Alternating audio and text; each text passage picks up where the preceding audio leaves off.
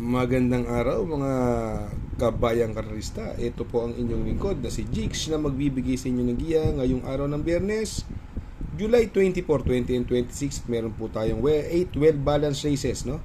Start time po, 5:30 ng hapon. Umpisa na natin. Race number 1. Dito po, 3-year-old and above maiden race placer. Distance is 1,200 meters at dito may 8 kalahok.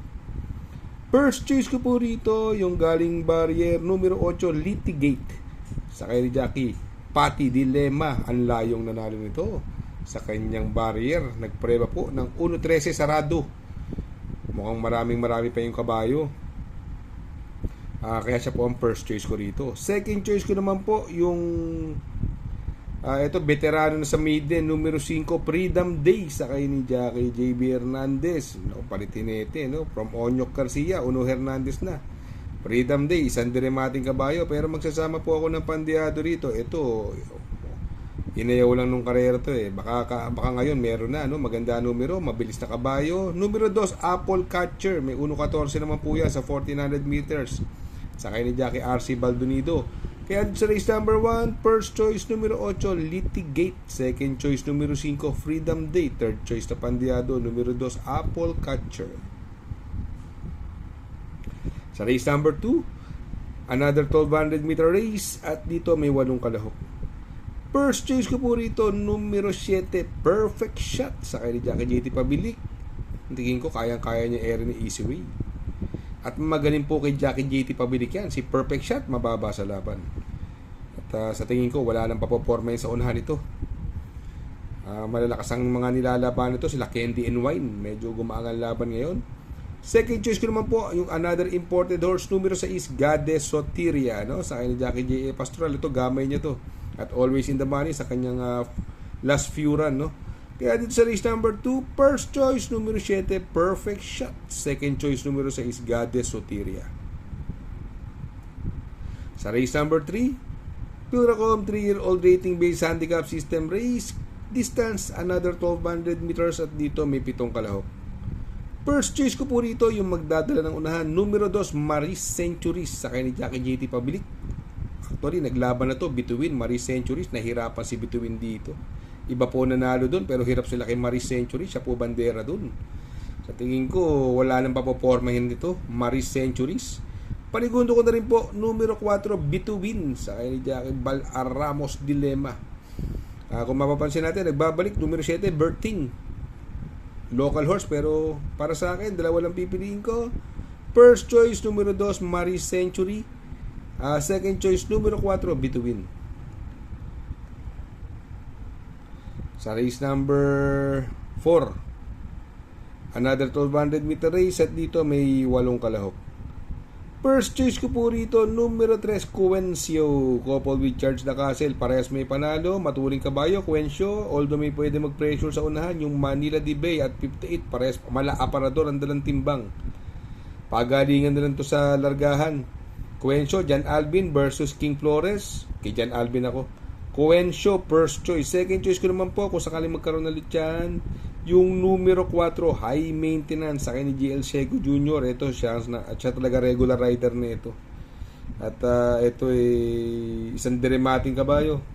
May preba rin po yan ng 1.25 sa 1,400 meters at 1.11 sa kanyang 1,200 meters. Kung magsasama po ako ng pandiado rito, yung numero 6, Lucky Mama, Jackie R.A. Base. Si Lucky Mama, pwedeng iuna, pwedeng isunod. Kung sakaling magkaroon na litsahan, kumaon na siya kay High Maintenance, mas may pag-asa, pero yan po ang pandiado ko dyan.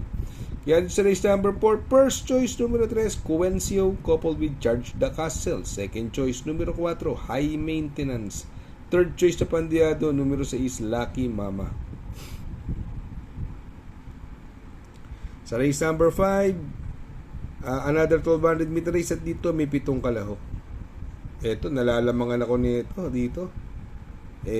Talaga namang realidad, bumaba ng laban. Numero 4, Flywheel, sa kay ni Charles Reyes, wala nang pauunahin po ito. Ang laban po nito sila Lance in Gray, halos abutin lang ni Lance in Gray to si Flywheel. Hindi pala, sorry. Tama, si Lance in Gray ang kalaban, pero halos nung lumagpas sila rito, rektahan na. Matibay po lumaban sa unahan yan. Second choice ko naman po yung bomba din ng laban numero 7, Life Gets Better from Jordan Guerra. Binigay na po sa Buenas na Inete, Jackie J.L. Lazaro. Sa tingin ko, ito yung pwedeng makachamba kay Flywheel. Kaya dito sa race number 5, first choice, numero 4, Flywheel. Second choice, numero 7, Life Gets Better. Sa race number 6, another 1200 meter race. At dito may 7 kalahok. First choice ko po rito, numero 4, Babe in Hablut. Last run po nito, nasigundo po ito. Pero before doon, nanalo po yan. Magaling po kay Mark Alvarez. Isang dramatic kabayo dati. Ngayon, inuuna na. Natuto ng mauna. Naging mabilis na kabayo na si Babe in Hablut. At pwedeng iuna, pwedeng isunod. Sa tingin ko, malaki panalo. With yung couple entry niya, War Chief. Magaling naman kay Jackie R.C. Baldonido. May panalo din po.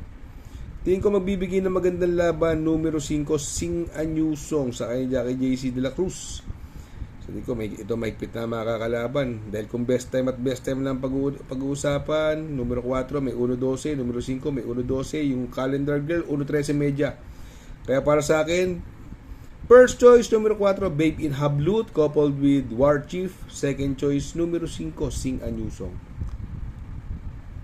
Sa race 7, sa penultimate race, another 1200 meter race, may 8 kalahok.